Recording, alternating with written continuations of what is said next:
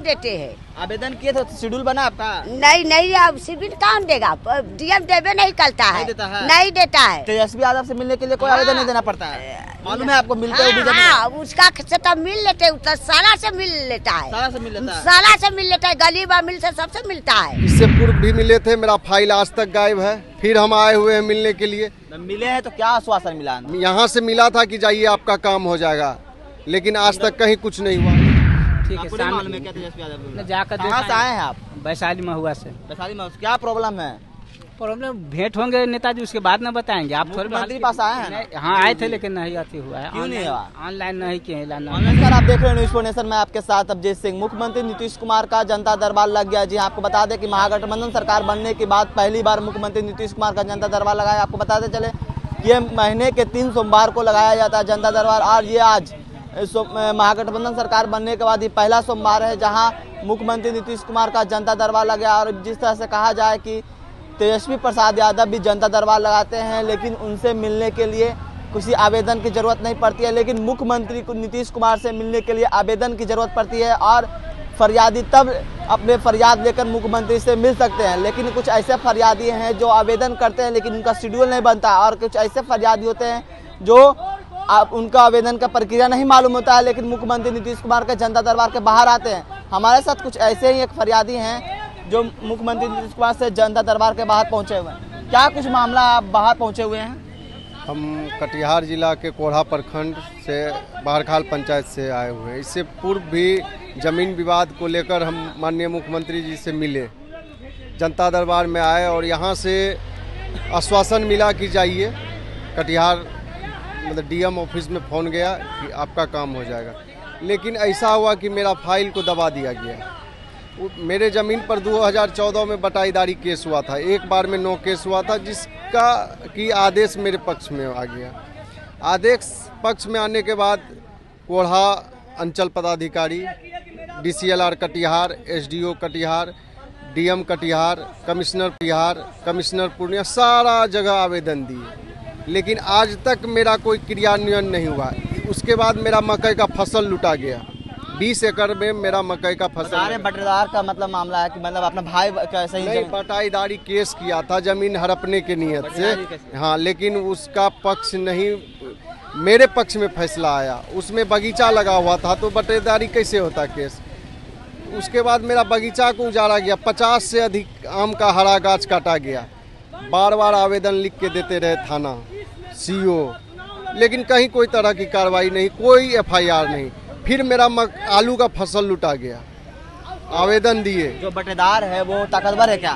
बटेदार मेरा कोई नहीं, मतलब जो जिससे वो लूट रहा है ताकतवर नहीं है, वह प्रशासन के मिली भगत से, प्रशासन का ही आदमी। कोढ़ा अंचल बिचौलिया से परिपूर्ण है। वहाँ एक कर्मचारी, एक CI के पास 5 बिचौलिया रहता है। रसीद कटवाने से लेकर फर्जी रसीद कटता है, फर्जी मोटेशन होता है, बिना पैसा का कोई काम नहीं होता है।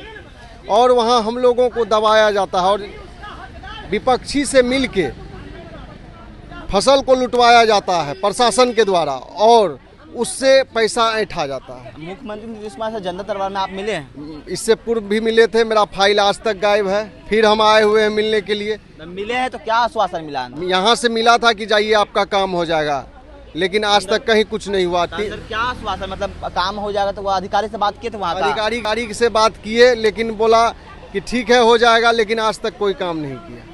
मतलब कि मुख्यमंत्री नीतीश कुमार जनता दरबार देते हैं आश्वासन, लेकिन काम नहीं होता? कुछ नहीं, बस कहीं कुछ नहीं होता है। भूमि विवाद में वहाँ घटना का इंतजार हो रहा है कि कब वहाँ जो है खून का होली खेले, और आज न कल वहाँ खून मर्डर होगा, जिसका कि टोटली जिम्मेवार CO कोढ़ा, CO रौतारा थाना प्रभारी, DCLR कटिहार और SDO कटिहार जिम्मेवार हो। फिर से आप आवेदन किए मुख्यमंत्री से मिलने के लिए? हम गए हुए थे, लेकिन कुछ कारणवश जो है तकनीकी खराबी के कारण जो है कि नहीं हो सका।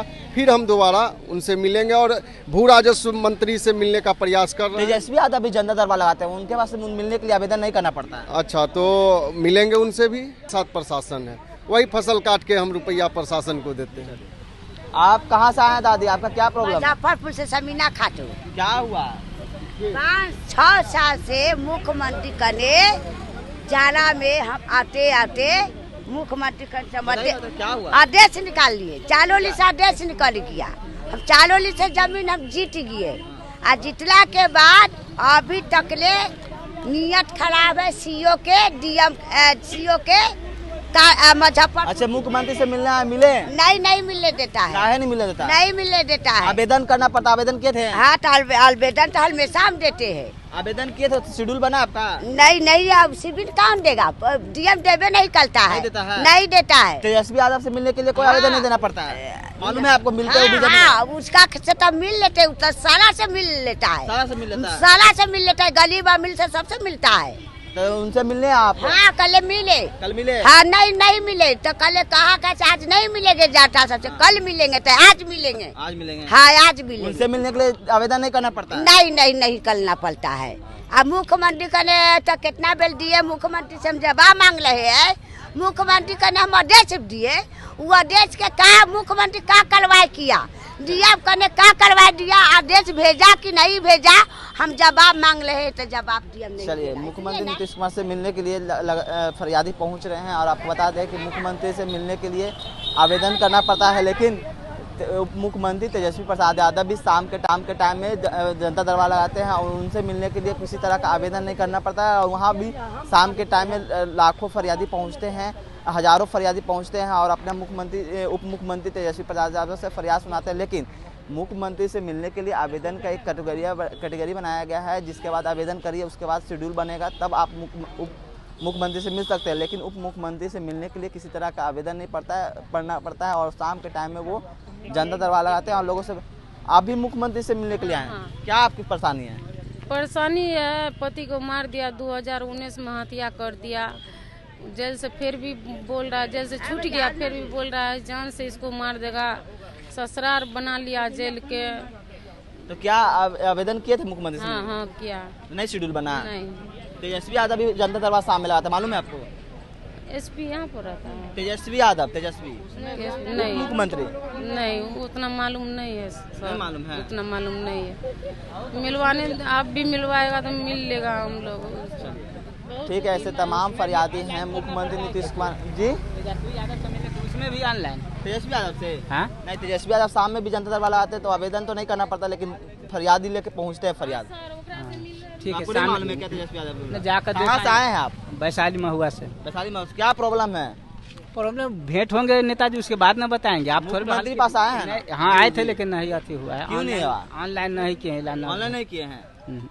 चलिए, हम किए हैं जब मुख्यमंत्री नीतीश कुमार से लोग अपने फरियाद लेकर पहुंचते हैं, और आपको बता दें कि जिस तरह से मुख्यमंत्री से मिलने के लिए आवेदन की प्रक्रिया करनी पड़ती है, और आवेदन करने के बाद शेड्यूल बनाया जाता है, उसके बाद मुख्यमंत्री नीतीश कुमार मिलते हैं। लेकिन महागठबंधन की सरकार बनने के बाद ये पहला बार है जो मुख्यमंत्री नीतीश कुमार जनता दरबार लगाते हैं। लेकिन जिस तरह से बात करें तो उप मुख्यमंत्री तेजस्वी प्रसाद यादव भी शाम के टाइम में जनता दरबार लगाते हैं और लोगों को फरियाद सुनते हैं। जिस तरह से कहा जाए कि उप मुख्यमंत्री तेजस्वी प्रसाद यादव शाम के टाइम में जो कुछ फरियादी आते हैं उनके दरबार के बाहर उनकी जो फरियाद है उनको सुनते हैं, और उनको वहीं पर आश्वासन दिया जाता है कि आपकी जो परेशानी है दूर कर दिया जाएगा।